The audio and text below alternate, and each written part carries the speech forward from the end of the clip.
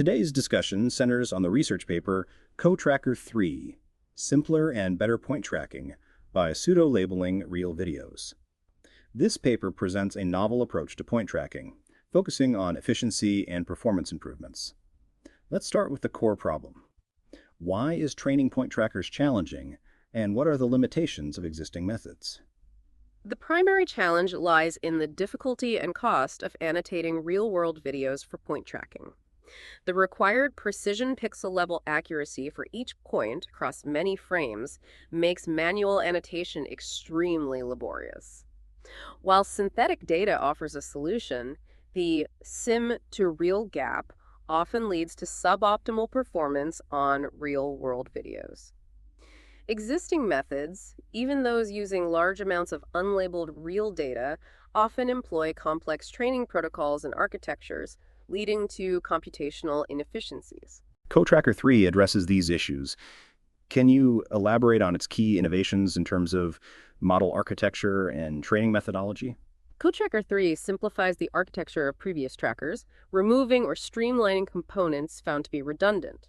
It leverages 4D correlation features for efficient point location, but unlike previous approaches, it uses a simpler MLP for processing these features. The iterative update mechanism, using a transformer, is also refined for efficiency. Crucially, CoTracker3 introduces a novel, semi-supervised training protocol. This semi-supervised training is a key differentiator. How does it work, and why is it more efficient than previous approaches?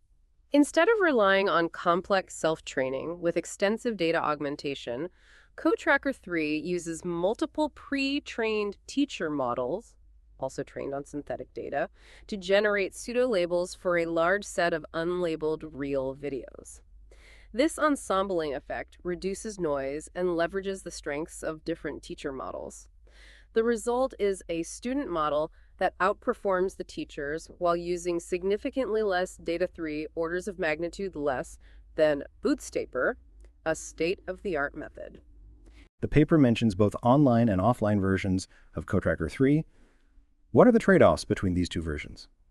The online version operates in a sliding window manner, processing the video sequentially and tracking points forward only. This allows for real-time tracking, but may struggle with occlusions and long-tone tracking.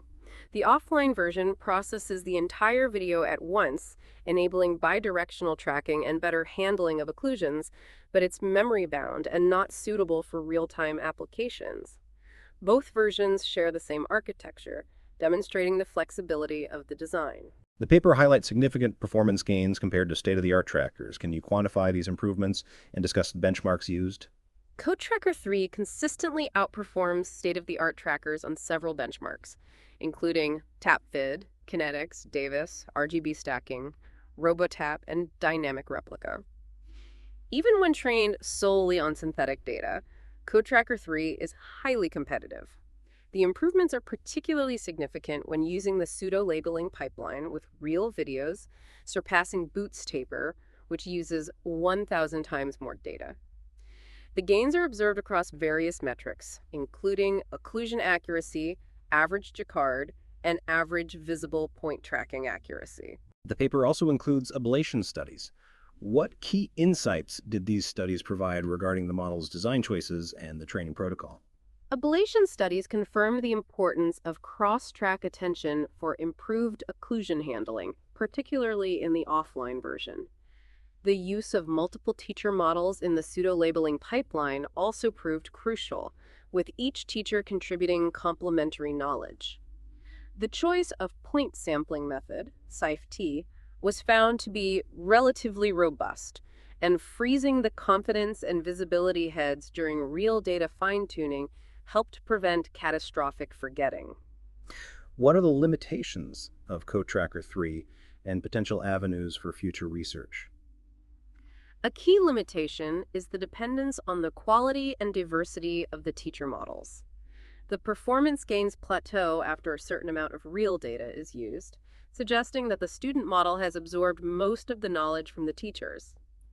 Future work could focus on developing stronger or more diverse teacher models, exploring alternative pseudo-labeling strategies, and investigating the application of CoTracker 3 to more complex scenarios. This has been a very informative discussion on CoTracker 3. Thank you for your insights.